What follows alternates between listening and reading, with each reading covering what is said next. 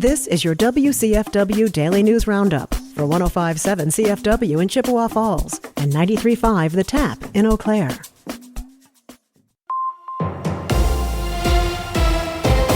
For 105.7 CFW News, I'm James Kelly.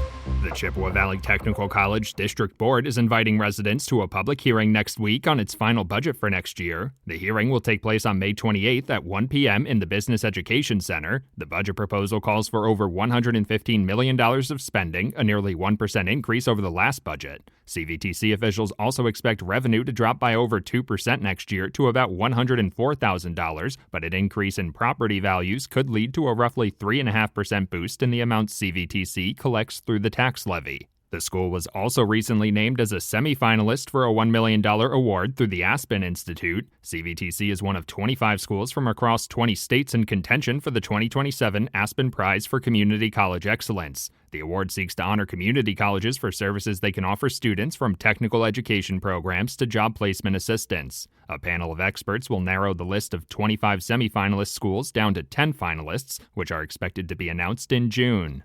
The Chippewa County District Attorney's Office has determined that the officer involved in a deadly shooting in April acted in self-defense. The incident occurred on April 9th near a hotel on West Park Avenue in Chippewa Falls. Authorities say one of their officers approached 3 individuals in a vehicle when one of them, identified as Bradley Barnum, fled. Barnum allegedly pointed a handgun at the officer while fleeing, leading them to discharge their firearm. Authorities also say Barnum's toxicology results indicated positive results for amphetamine and methamphetamine. Chippewa Valley transportation officials are inviting residents to a public hearing on proposed improvements to County Highway T. The project would see the highway expanded from 2 lanes to 4 lanes, the construction of multiple roundabouts, and the addition of pedestrian and bicycle facilities. If approved, Phase 1 of construction would take place in 2027 and 2028. Phase 2 would take place in 2030 and 2031. The public hearing is scheduled for June 24th from 5 to 7 p.m. at the Crescent at the Eau Claire Events District. For 105.7 CFW News, I'm James Kelly. With Civic Media News, I'm Terry Miller. If you're hitting the road this Memorial Day weekend, Wisconsin transportation officials say be ready for traffic, delays, and work zones. More than 700,000 people are expected to travel by car, with the busiest times starting this afternoon and continuing through Monday, even with construction projects easing up for the holiday. Drivers will still encounter detours, lane shifts, and reduced speeds across the state. Officials say checking 511 Wisconsin can help avoid surprises along your route. They also stress simple safety steps like buckling up, putting the phone down, and slowing down in work zones.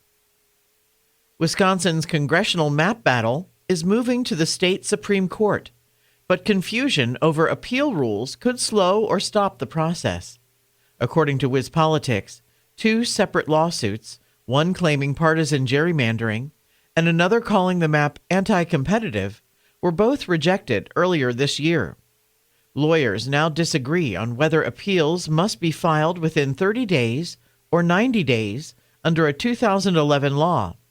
That decision could determine if at least one of the challenges moves forward. And former Wisconsin Governor Jim Doyle is endorsing Judge Pedro Colon for the Wisconsin Supreme Court. According to a press release from Colon's campaign, Doyle appointed Judge Colon to the Milwaukee County Circuit Court in 2010. Doyle says the judge comes uniquely qualified to face the challenges that will undoubtedly come before this Supreme Court in the next decade.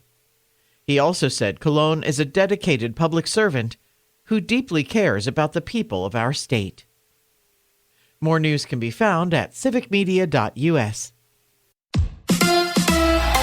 The Crew sweep the Cubs. Hi, I'm Mike Clemens with Sports Baseball. The Milwaukee Brewers have the night off after beating the Cubs 5-0, completing a 3-game sweep. That ended a 15-game winning streak at home for Chicago, and they now find themselves a game and a half behind the now first-place Brewers. Cubs manager Craig Counsell. You know, when you don't swing the bats and you don't score a run, a baseball game doesn't look good for your side. You know, we're in a little bit of we're in a funk right now, and And it's up to us, and it's up to us to change it. Brewers pitcher Kyle Harrison only gave up 2 hits in 7 innings pitched. Jake Bauers has an 11-game hitting streak going as they open a home series tomorrow night against the Dodgers. Pat Murphy on the sweep. I think it gives us a little confidence. We have a very young club, as you know. Yeah, I think it gives you a little confidence. Friday will be here soon enough, and we have the Dodgers in town. So that's Brewers manager Pat Murphy. With sports, I'm Mike Clemens.